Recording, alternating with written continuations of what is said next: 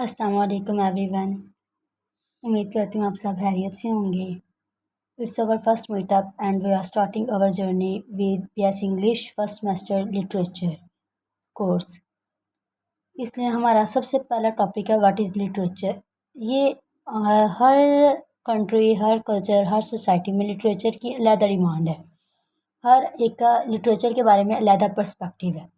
इसकी डेफिनेशन हर पोइट ने, हर जो है ड्रामा राइटर जो भी लोग हैं उन सब ने डिफरेंट दी है, और जो सबसे ज़्यादा एप्लीकेबल है डेफिनेशन वो ये है कि it is reflection of society.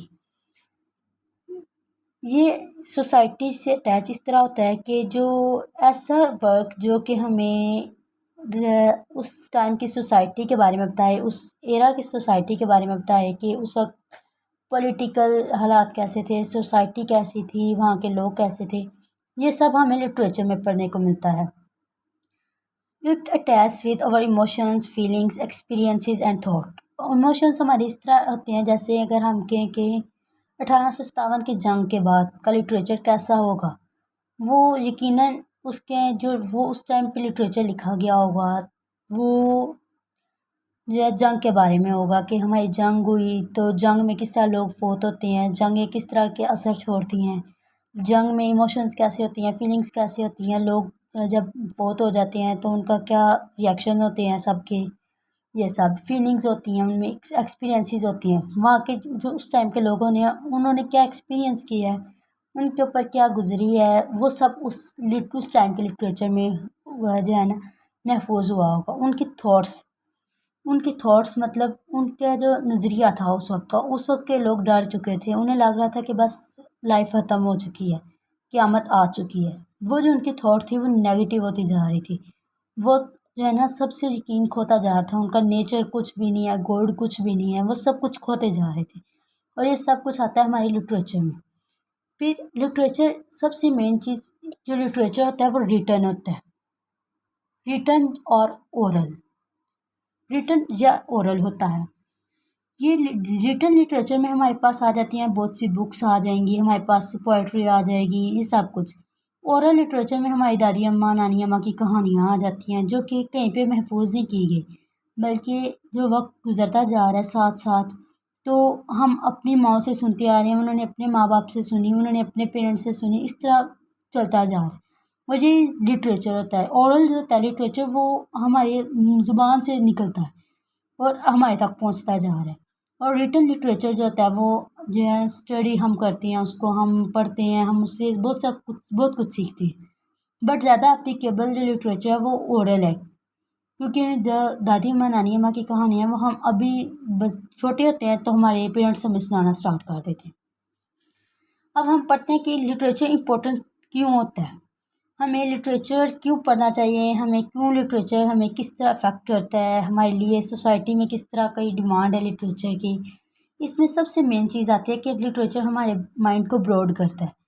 Broad इस तरह करता है कि अगर हम एक आम इंसान हैं, बायोलॉजी पढ़ते हैं, फिज़िक्स पढ़ते हैं, केमिस्ट्री पढ़ते हैं, मैथ्स करते हैं, ये सब कुछ एक जो है ऑब्जेक्टिव थॉट है हमारी, जो उसमें जो है ना हमारा पर्पस ऑब्जेक्टिव हो जाता है कि हमने कमाना है, हमें अपने बारे में पता चलता है। लेकिन जो लिटरेचर है वो एक ऐसी डिमांड है जिसके अंदर हमें सब जो सोसाइटी है, हमारा जो आगे पीछे के हालात हैं कंट्रीज़ में, उस सारे के बारे में हमें लिटरेचर बताती है, हमें हमारी हिस्ट्री पता चलती है।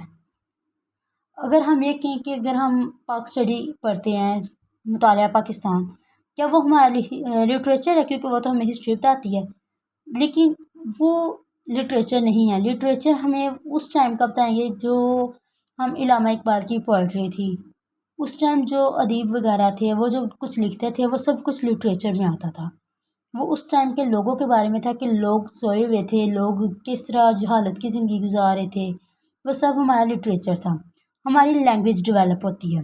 लैंग्वेज डेवलपमेंट मतलब कि उस टाइम के जो लोग थे जो वो किस तरह की लैंग्वेज यूज़ करते थे। अगर हम इंग्लिश पढ़ें तो आज की English, modern English old English से बहुत ज़्यादा डिफरेंट है। इवन हमारी उर्दू भी जो है वो ओल्ड उर्दू से बहुत ज़्यादा डिफरेंट है। डिफरेंट इस तरह से है कि जो ओल्ड उर्दू है ना, अगर हम अपनी असल उर्दू पढ़ना चाहें तो हमें बहुत सी लफ्ज़ हैं जो समझ नहीं आएंगे।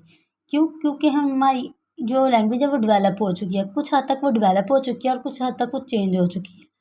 और जो लैंग्वेज चेंज नहीं होती वो जल्दी जो है ना ख़त्म हो जाती है इससे। जिस तरह के हमारे पास आते हैं फ्रेंच आ गई, ग्रीक आ गई, वो सब लैंग्वेजेस ख़त्म हो चुकी हैं। ये लिटरेचर ही है जो हमारी लैंग्वेज को डेवलप करने में हेल्प करता है।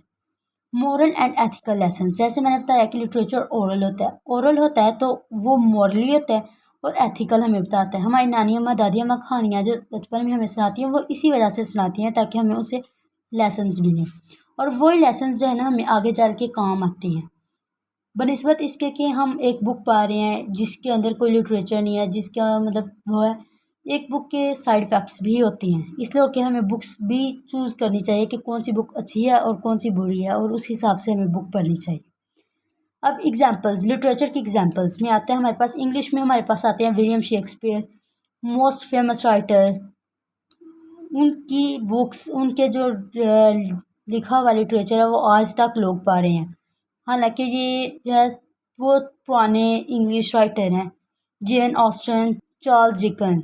जेन ऑस्टन एक गर्ल थी जो कि जिन्होंने लिटरेचर में पहली दफ़ा अपना रोल प्ले किया था, और वो फर्स्ट फीमेल थी जिन्होंने लिटरेचर लिखना स्टार्ट किया था। उर्दू में हमारे पास आते हैं मिर्ज़ा गालिब, सादत हसन मांटू, इलामा इकबाल। इलामा इकबाल और मोस्ट फेमस राइटर एंड हमारे जो हैं कौमी शायर भी हैं इलामा इकबाल। उनकी लिखा हुआ वर्क भी लिटरेचर है। अब हम सबसे मेन चीज़ इसमें पढ़ते हैं कि लिटरेचर और अदर राइटिंग्स, इनमें क्या डिफरेंस है। अगर हम कहते हैं न्यूज़पेपर, न्यूज़पेपर, क्या न्यूज़पेपर हमारे पास लिटरेचर में आता है? नहीं, ये नहीं आता। क्यों? क्योंकि न्यूज़पेपर जो है वो सोसाइटी हमारी सोसाइटी के बारे में हमें बताता है, लेकिन उसमें कोई ख़ास स्पेसिफिक चीज़ नहीं होती जिसको हम महफूज करें। वो हमें रोज़मर्रा के हालात के बारे में बताता है, हमारी सोसाइटी के बारे में बताता है, लेकिन हमारी सोसाइटी को वो रिफ्लेक्ट नहीं कर रहा होता। उसके बाद हमारे पास आते हैं जॉनरास। जॉनरास होते हैं जो मतलब एक चीज़ है जिसके टाइप्स वगैरह आ जाए तो उसको हम जॉनरास कहेंगे। जॉनरास में आता है, लिटरेचर के जॉनरास में आता है poetry, prose, fiction, non fiction, folklore, drama, science fiction, thriller, romance.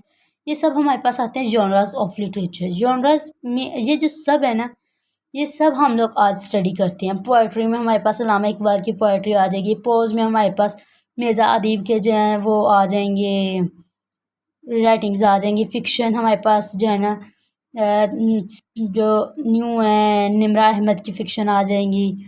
English writers में भी हमारे पास Jane Austen, Charles Dickens, William Shakespeare, Mary, ये सब आ जाती हैं। नॉन फिक्शन, ये सब बहुत इंपॉर्टेंट रोल प्ले करते हैं लिटरेचर में। लिटरेचर में हाँ जो है ना, अगर स्टोरीज़ हैं, प्रोज हैं, ड्रामाज हैं, तो उनमें सबसे जो मेन चीज़ें हैं ना वो ये आती हैं।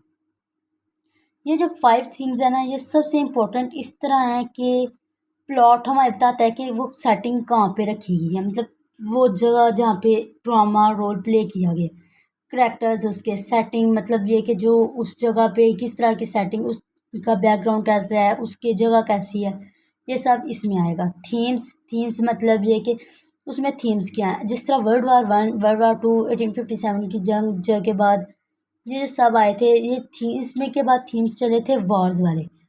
उसके बाद जब लोग नाउम्मीद हो गए थे, फिर जब हमारी सोसाइटी खुश होती है तो हम लोग जो थीम्स आते हैं वो अच्छे वाले आते हैं।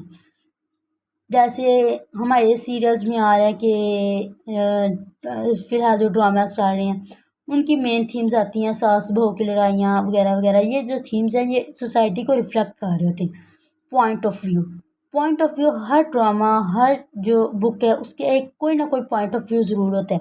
जिस व्यू के ऊपर वो बुक पूरी लिखी गई है वो पॉइंट ऑफ व्यू। जैसे हम अगर अक्सर पढ़ते हैं कुछ पोएट्रीज़ वगैरह, तो उन पोएट्री को पढ़ने का पॉइंट ऑफ व्यू क्या होता है। इलामा इकबाल की पोएट्री किस लिए थी? ताकि हम अपनी कौम, हमारी उनकी कौम जाग सके। उसके बाद हमारे पास आते हैं कैरेक्टरिस्टिक्स में आते हैं सब्जेक्टिव मतलब कि हर इंसान का, हर जो पोइट है, हर राइटर, उसका अपना पॉइंट ऑफ व्यू है। एक जो काम है, एक चीज़ हो रही है उसके बारे में। जैसे एग्जांपल लेते हैं कि हम एक इंसान को कहते हैं, एक क्लास है उसमें सबको कहते हैं कि आप सब ने बनाना है, एक घर बनाना है और एक दरख्त बनाना है। दरख्त बनाने हैं और घर बनाने हैं, और हर इंसान अपनी तरह का घर बनाएगा और अपने हिसाब से उसने दरख्त बनाना है। एज अ एग्जाम्पल हम लेते हैं इनकी, जो फर्स्ट पर्सन है उसने सपोज करें उसने ऐसे का घर बनाया और दरख्त बनाया, और ये भी वैलिड है क्योंकि हमने तो उसे घर और दरख्त का कहा, तो उसने भी ऐसे ही बनाया। जो सेकंड पर्सन है वो इस तरह का बनाता है और ये भी वैलिड है, उसने भी दरख्त बनाया, घर बनाया है, साथ उसने सूरज का इजाफा कर दिया। And it's not a big deal to, जो है ना, हम अगर खुद से ऐड करते हैं, to add something is really not a big deal. हमें चाहिए कि हम खुद से कुछ ऐड करें, हम खुद कुछ एक्सप्लोर करें। थर्ड हमारे पास आता है ये वाला घर, थर्ड पर्सन ने ये वाला बनाया, क्या इसको हम डिनाई कर सकते हैं? नहीं। क्यों? क्योंकि ये भी वैलिड है, उस हमने घर का कहा था और दरख्त का कहा था, उसने 2-3 दरख्त बना दिए, उसने घर बना दिया, उसने फ्लावर्स लगा दिए हैं, ये सब कुछ वैलिड है। क्यों? क्योंकि हर इंसान का अपना पॉइंट ऑफ व्यू होता है। लिटरेचर में हर इंसान अपनी तरह का रोल प्ले करता है, वो अपने तरीके से सोचता है। लिटरेचर कैन बी रिटन या ओरल। रिटन हमारे पास, मैंने भी बताया, रिटन हमारे पास विलियम शेक्सपियर के राइटर्स के तमाम रिटन वर्क्स आ जाएंगे। ओरल हमारे पास नानी दादी की, नानी माँ दादी माँ की कहानियाँ आ जाएंगी। It must be artistic. ये नहीं है कि हम न्यूज़पेपर को उठा के कहें कि ये तो लिटरेचर है। नो। क्यों? क्योंकि इस लिटरेचर एक आर्ट है। ये कि आजकल की आर्ट में हमारे पास क्या आ रहा है, व्लॉगिंग करना, ब्लॉगिंग जो हम लिखते हैं, आर्टिकल्स लिखते हैं, ये सब कुछ हमारे आजकल का आर्ट है। But it is not a literature, it is not demand of our now days definition of literature. Because जो लिटरेचर है उसके अंदर एक स्पेसिफिक मीनिंग होना चाहिए, हमारी सोसाइटी रिफ्लेक्ट कर रही है उस पर, हमारा जो है पर्पज़ उसका कुछ चेंज हो। ये नहीं आता कि लिटरेचर जो है वो पॉजिटिव भी हो सकता है, नेगेटिव भी हो सकता है। जैसे कि आजकल के कुछ राइटर्स हैं वो बहुत नेगेटिव रोल प्ले कर रहे हैं, but they are producing literature. Why? Because they are including this characteristics in their works, that's why their works called literature. चौथी बात आती है कि लिटरेचर के पास एक डीप मीनिंग होना चाहिए, एक डीप, जो है ना, राइटर की थॉट डीप होनी चाहिए जिसके लिए वो लिख रहा है। हिडन मीनिंग होना चाहिए। ये नहीं है कि आप एक दफ़ा पढ़ें तो आपको समझ आ जाए कि जी क्या लिखा हुआ है, ऐसा नहीं होता। जो लिटरेचर होता है वो अपना आप मनवाता है, उसके लिए हमें उसको, सिंपल सी बात लिखी है ना, लेकिन उसको हमें यूज़ करने के लिए, उसको हमें समझने के लिए हमें थोड़ा सा सोचना पड़ता है। It's must be beautiful, beautifully written, beautifully told. Contribute society, जैसे मैंने कहा रिफ्लेक्ट सोसाइटी, मतलब ये कि सोसाइटी को रिफ्लेक्ट कर रहा हो, सोसाइटी को कंट्रीब्यूट कर रहा हो। ये नहीं है कि आप आज के ज़माने में बैठ के आप पिछले ज़माने का लिटरेचर लिख रहे हैं तो आप कह रहे हैं पिछले ज़माने की हिस्ट्री लिख रहे हैं और आपके आप लिटरेचर प्रोड्यूस करें। नहीं। क्यों? क्योंकि जब तक आप सोसाइटी को कंट्रीब्यूट नहीं करते आपका वर्क लिटरेचर नहीं कहला सकता। इमेजिनेशन, लिटरेचर हमारी इमेजिनेशन पे भी डिपेंड करती है। It is all about imagination, क्योंकि लिटरेचर ज़्यादातर इमेजिनेशन वर्ड पे होता है। फिक्शन जो प्रोज होते हैं, फिक्शन राइटर्स होते हैं, वो सब इमेजिनेटिव वर्ड को एक्सप्लोर करते हैं। It must be universal, universal appeal होती है इसकी। इमोशनली अटैच होते हैं हम उसके साथ। क्यों? क्योंकि वो हमारी, जो है ना, सोसाइटी को कंट्रीब्यूट कर रहा था, जो सोसाइटी को कंट्रीब्यूट कर रहा था वो इमोशनली भी हमारी अटैच होता है हमारे साथ। इसमें परमानेंस आ जाती है। परमानेंस मतलब कि ये नहीं है कि आपका जो लिटरेचर है वो आज के दौर में वैलिड है और जब 2 साल गुजर जाए, 3 साल गुजर जाए तो आप कहें कि जो है ये तो लिटरेचर था ही नहीं। ये नहीं होता। लिटरेचर होता है कि जो इस वक्त लिटरेचर है, जो इस वक्त माना जा रहा है, वो अगले 200 साल, अगले 300 साल बाद भी वो उसकी वही हैसियत रहे, उससे हैसियत बढ़ जाए लेकिन उससे कम ना हो। जैसे कि विलियम शेक्सपियर, जेन ऑस्टन, अल्लामा इकबाल की पोइट्री, मिर्ज़ा गालिब, मिर्ज़ा अदीब, ये सब क्या है, इनका वर्क क्या है, परमानेंट है। मल्टीपल इंटरप्रिटेशंस, मल्टीपल इंटरप्रिटेशन ये कि आप एक सोच नहीं रखते। जितनी दफ़ा आप एक चीज़ को पढ़ें उतनी दफ़ा वो अलग रोल प्ले करे। जैसे कि हम अगर नॉवेल्स वगैरह पढ़ते हैं, हम बुक्स पढ़ते हैं, ये नहीं है कि आप एक दफ़ा बुक पढ़ें तो जी आपको सब समझ आ गई। आप जब दूसरी दफ़ा उसको रीड करें तो उसका अलग आप मीनिंग निकालें, उसमें से एक न्यू बात आप निकालें। डायडक्टिक, डायरेक्टिक में हमारे पास आता है वो वर्क जो हमें कोई ना कोई मोरल दे, कोई लेसन दे हमारे पास, जैसे कि अल्लामा इकबाल की नज़्में। एंटरटेनमेंट, ये नहीं है कि आप लोग यार पढ़ के उसको बोर हो जाएं, ये नहीं है। लिटरेचर में ये सबसे मेन चीज़ ये होती है कि उसमें नॉलेज इतना नहीं होता है, उसमें सिर्फ हमारे पास सोसाइटी होती है, हमारी अपनी थॉट्स होती हैं, हमारी इमेजिनेशन होती है, हम उसको जैसे चाहें उसके वर्ड्स को यूटिलाइज कर सकते हैं। उसके अंदर एंटरटेनमेंट होती है। इसलिए बहुत से लोग ऐसे हैं जो रीडिंग को पसंद करते हैं ना, तो वो लिटरेचर में ज़्यादा इंटरेस्टिंग होती हैं, पुरानी बुक्स, पुराने ऑथर्स को पढ़ते हैं। क्यों? क्योंकि वो इंटरटेन करते हैं हमें, वो हमें नॉलेज में और फिजूल की जो थॉट्स हैं उसमें नहीं डालते, बल्कि वो हमें रिलैक्स करते हैं। So it's our end, but it's not end. It starts of our literature. Thank you.